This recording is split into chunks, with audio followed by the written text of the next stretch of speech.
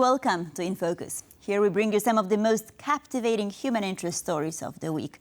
I'm Saria Strzemska. And I begin with Ukraine.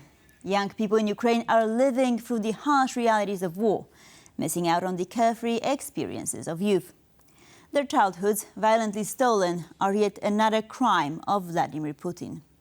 For many, culture and theater offer a vital escape.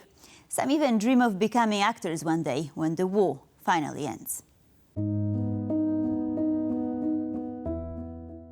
Mariupol, a city in southeastern part of Ukraine, was at the top of Vladimir Putin's list of targets. The city, which was home to many strategic heavy industry companies, was to become a symbol of Ukrainian resistance. It was there that the soldiers of the famous Azov regiment, which is still considered one of the most elite in Ukrainian armed forces, became famous in battle. But it was not only because of this that Mariupol was in a headline. Almost 3 years have passed since the images of the unimaginable tragedy in a Mariupol theater began to circulate around the world. The bombing of the theater in Mariupol added to a long list of war crimes committed by Vladimir Putin's regime against the invaded Ukraine. In a city gripped by warfare, the civilian population sought a safe place to wait out the turmoil of war.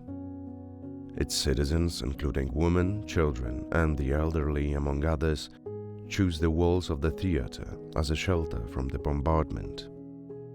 In the front of the entrance, the word "children" was written on a pavement so that Russians would not take it as a target. On March 16, 2022, an airstrike using two 500-kilogram bombs killed at least 15 and up to 600 people, depending on the source. Today, in many parts of Ukraine, actors are once again performing in theaters, and young people still dream of careers as actors. But all this will have to wait until the war is over. Boris Malaniuk, theater director and a mentor of the children's theater group Premiera from Ternopil, used to organize a children's theater festival in his hometown before the war. And only this year the idea was revived. The city of Ternopil, located between Kyiv and Lviv, hosted children and youth theater groups from all over Ukraine this year. In fact, children who are engaged in creative studios, they grow up with a finer soul. They have a deeper worldview. And as far as I'm concerned, it's also very important. I love theater and believe that children should be instilled with a love of theater. We must instill it from birth. The festival of Bogdan Stupka, named after the Ukrainian actor and politician, known for his work both in Ukraine and Poland, gathered around 200 young participants this year. We come up with different training, exercises, and make different videos between rehearsals. And even the fact that we're here at the festival today, it's such a cool theater adventure for our kids to get distracted, to get these new emotions. Because whatever it is, we Ukrainians want to go on living. We want to enjoy life. Life has not stopped, it does not pause, and we're doing everything we can to make sure our kids are just as happy. That's why we have no right to give up. Despite the war, their hopes are high. They do not stop dreaming of career in acting. In my performance, I like everything: choreography, staging, vocals, acting, people who work with us. This is the best performance I've ever been a part of. Now for the future, I'm thinking of 2 professions, either a singer or actress. Children's theater helps not only them, but also their teachers and all the theater crew members. For me, the theater is my soul. I'm totally into it because I like it here. It's like I live here. I come here and think, how do I really feel here? For me, it's theater, my soul. My name is Uliana Yarema. I'm the choreographer of the Music Hall Children's Theater, the most difficult, I would say so. I love this profession. The most important mission of our teachers is to teach, to educate. And in difficult times in our country, we have war. We need to instill this love for dance. The most difficult thing for a teacher is, of course, war. But if we work in this profession and we work in the art of children's theater, we give emotions to children. We give them our love, our soul. Despite the ongoing war, the level of the festival was at its highest. I won this award for being in a performance of Kobeliachia Holova, and they wrote to me that it was the best role, that it's the best supporting male role. I really want to connect my life with acting. I really want to be an actor. Theatre awakens emotions in children, including very difficult ones, related to war and loss, and allows them to tame them. Yes, we have children. A child, a student, whose father died in the war. It's very difficult. It's a terrible tragedy in the country. And believe me, when a child comes to the hall, it conveys all these emotions, and we as teachers have to love them. And to show that through tears, through love, through soul, the child can express emotions, but as a child, the child should be happy. A child should not know what war is. And we teachers try to instill this love every day.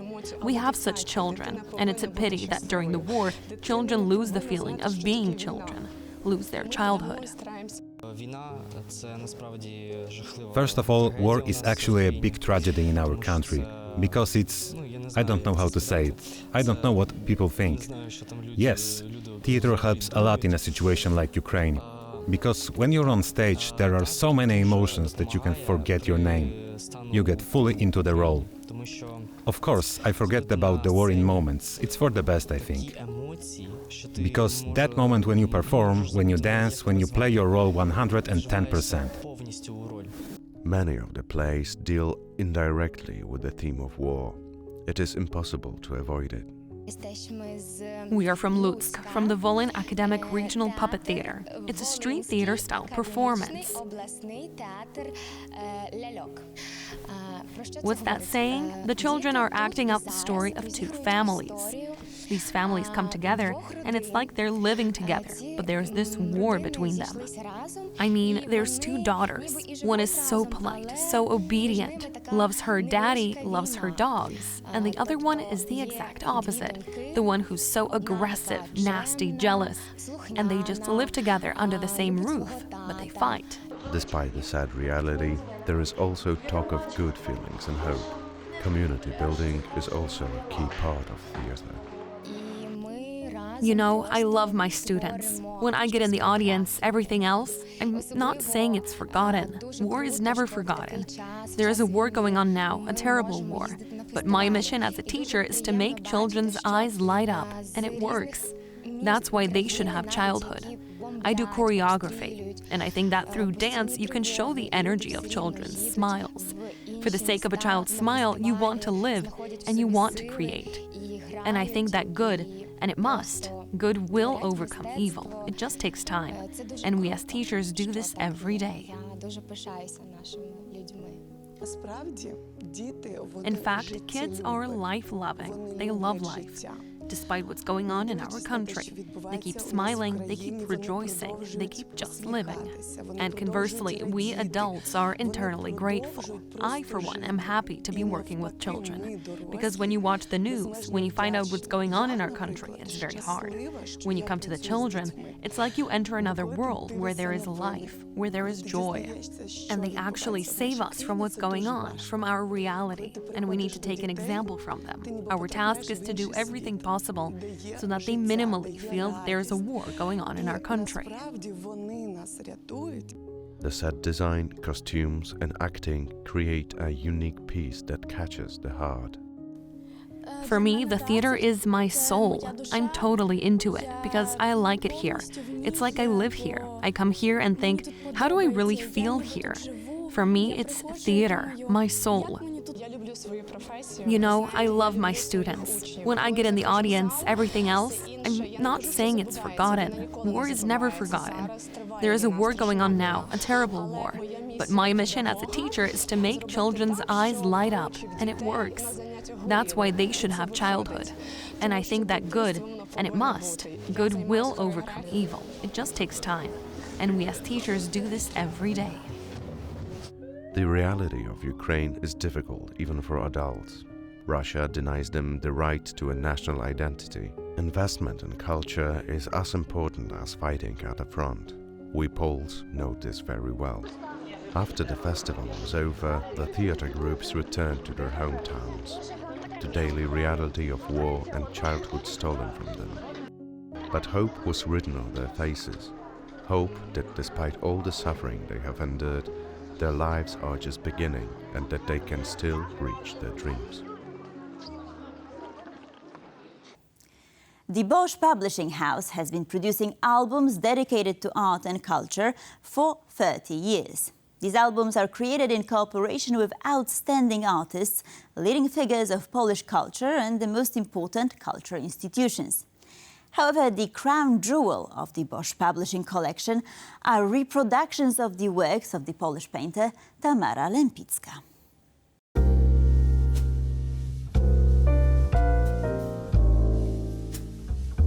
30 years ago, Bogdan Szymanek founded a publishing house in the small town of Lesko.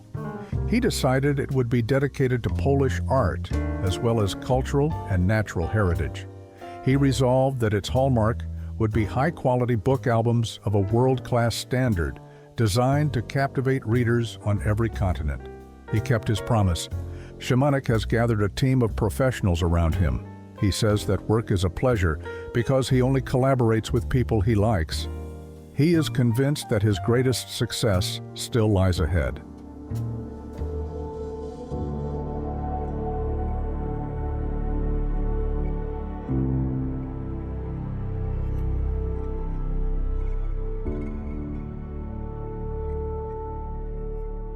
We are proud that we still keep the highest level.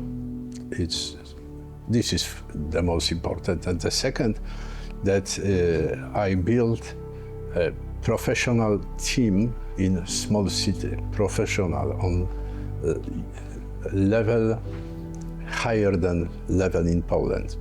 Over the past 30 years, the BoSz Publishing House has released over 2,000 titles, including luxurious albums and smaller, high-quality books. Their latest success is a deluxe album dedicated to the works of Tamara Łempicka. Orders for additional editions are pouring in from around the world. Szymanek had long dreamed of publishing a book dedicated to the artist. The problem was the lack of contact with the artist's family and heirs, without whose consent he could not proceed with the work. The situation changed when, thanks to the head of the Kosciuszko Foundation in New York, he met Marysia de Łempicka, the president of Tamara's estate and the artist's granddaughter. I met her in Vail, Colorado. She lives in Aspen. Before I showed her a couple of our books like Beksiński, like Chopin, and she loved it. So Marysia is really happy. She said that these are the best books in the history of Tamara. It was kind of compliment. Of course, it's nice to hear it. My idea was all time to prepare books about best painters, Polish painters. So this is very important book because we sell it in all the world. We have many questions from the world about this book. Tamara Łempicka was born in Warsaw to a Polish Jewish family. The exact date of her birth is unknown, as she often changed it. It was most likely 1898. Her family belonged to Warsaw's artistic elite.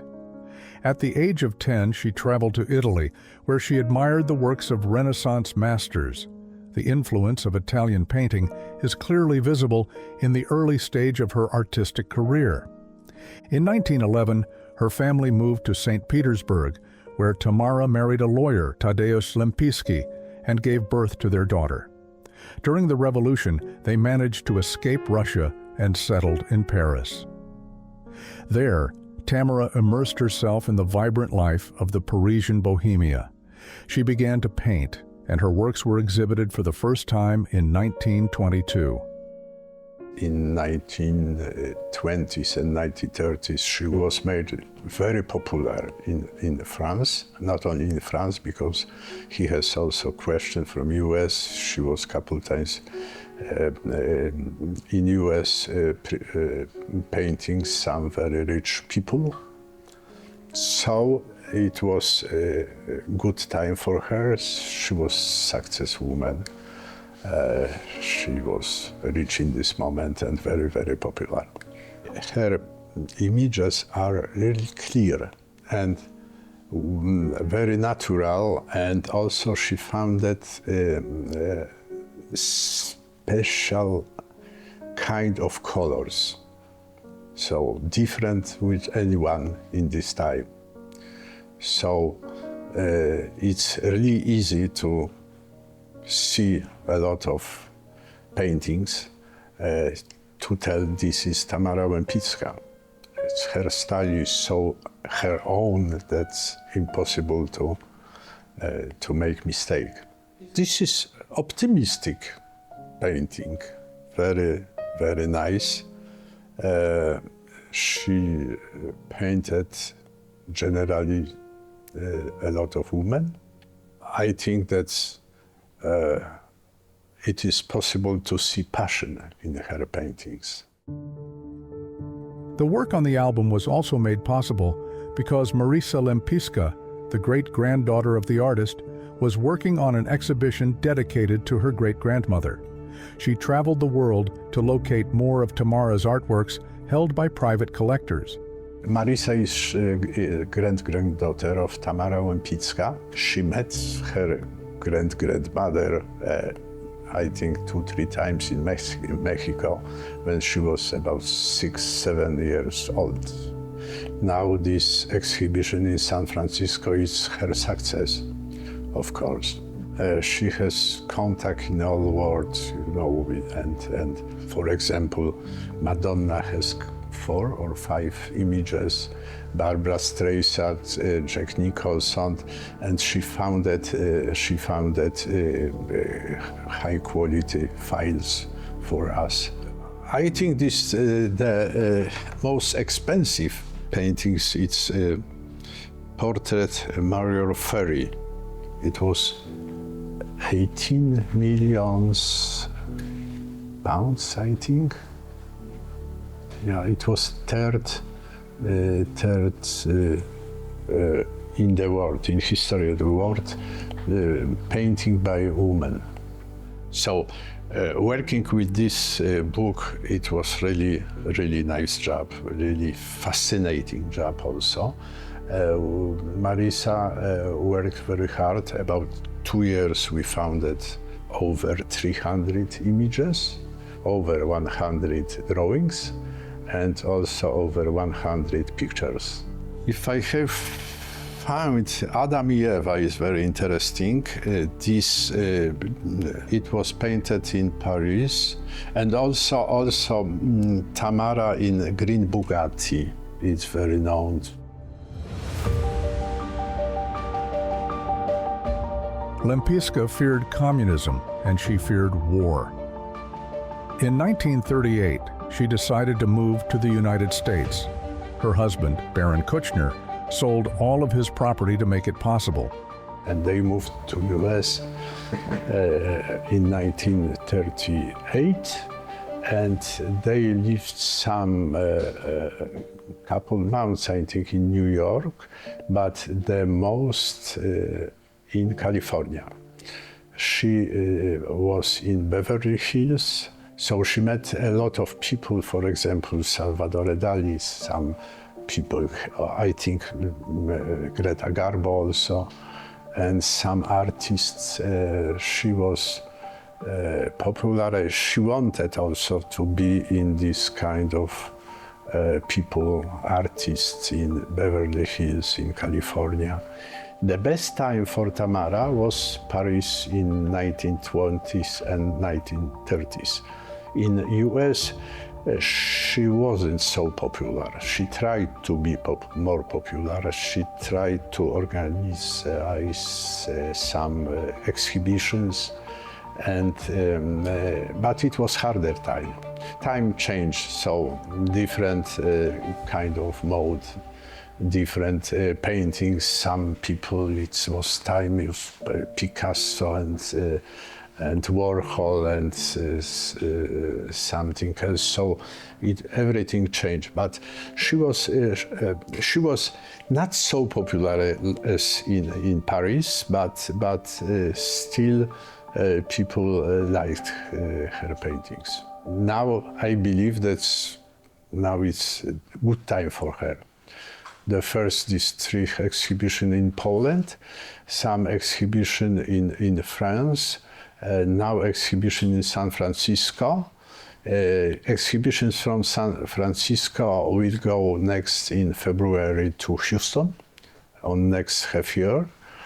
And was a couple months ago was prepared musical in New York. Marisa de Łempicka dreams of a feature film about her great-grandmother with Lady Gaga involved in the project. If that were to happen, the luxurious album envisioned by Bogdan Szymanek would gain a new life. This is why Szymanek remains optimistic. I think that we have this kind of books that they don't go to books. It's impossible. Could you imagine a book about Tamara Łempicka or Beksiński? No. So I'm pretty sure that our way is a good way for the future also. We still have a lot of Polish painters, Polish artists, which we have to publish. It takes time, of course, for everyone working in our company. So if we will be too fast, we can lose quality. I don't want it. It's for me, it's more important is quality than business. I think very important for us is also Tamara Łempicka with these 6 or 7 books and also with these luxury books. But for us also absolutely important are books about Poland. It was more than 10 big albums. The first 100 years independence. It's very, very important date for Poland. I believe also for Europe, because it was time when we stopped, the communism from going from Russia to West Europe. So it was our success. It's necessary to show it to the world. The second part when we can be proud, it's solidarity. It's true is that we killed communism, not Germany, just in Poland it was born, and we changed Europe. Polish people changed all Europe.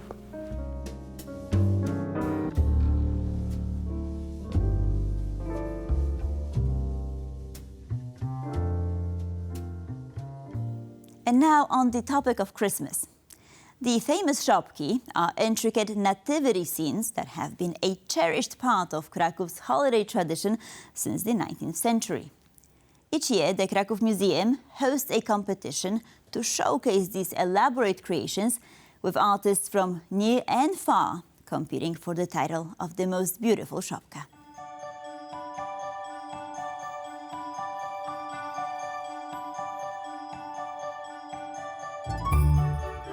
Nothing says more than Christmas is just round the corner than the uniquely Krakow experience of the Christmas crib competition. This year, a record number of entrants has entered. All in all, 245 Christmas cribs were made. So if you ask what makes these Christmas cribs or nativity scenes so special, in fact so special that they were listed on the UNESCO World Heritage List, well, they are structures up to 12 meters tall, made out of tinfoil and balsa wood, depicting famous Krakow landscapes. So the middle of the Christmas crib will have baby Jesus and the 3 wise men, but the rest portrays sort of a mythical landscape of Krakow. The Barbican, the Basilica, and all other things mashed up into this big, shiny structure.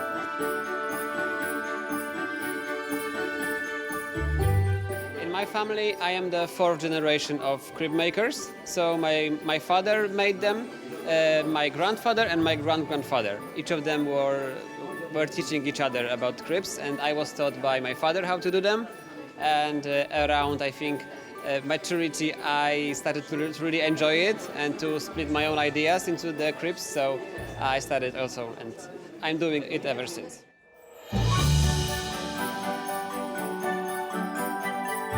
There is someone who inspired me. This is one of Nativitan creators named BoSz Publishing. He creates this kind of art every year, and he inspired me to prepare the first nativity scene 3 years ago. That's the first word you need, patience, to create these small pieces, to build this kind of building, a small building, yes. The second is the love to Krakow. Among the many entrants this year's, the main prize went to Mr. Zim for his special crib that not only has Krakow's historical places and figurines, but also a little automated Christmas dragon. So looking at these cribs behind me, we can see that the quality of craft this year and the record number of entrants really give testament to the vitality of this uniquely Krakow experience.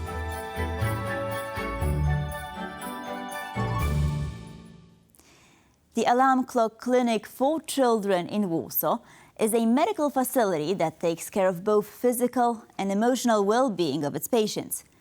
To celebrate the holidays, the clinic invited an Oriental folk band to bring joy to the children and their loved ones. TVP World's Karolina Stoltzman has more. The Alarm Clock Clinic offers free of charge treatment and neurological care for children in a coma, as well as necessary physical therapy. This guy over here is a physiotherapist at Klinika Budzik, and he asked us if we want to play a charity concert, and we of course said yes, and it was such a pleasure.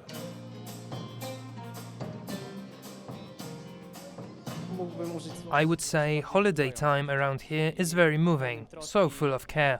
This concert aims to help the patients and their families mentally, so that they can see their situation in a more positive light. Music can offer an important sensory experience that could be beneficial for patients in such conditions. This is a language, so if you lack another means of communication, music is very important. And when you recover from coma, from altered states, this is extremely important to have this connection with others.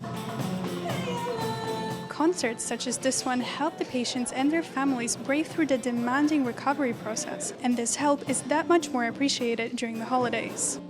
During the Christmas period, it is all the more important to jolly up everyone's time here, besides all the work and rehabilitation. The Alarm Clock Clinic was founded and operates thanks to funding from the Akogo Foundation, as well as private and company donors and EU funds. And with this poignant story, we conclude this episode of In Focus. Thank you for watching, and please stay tuned for more here on TVP World.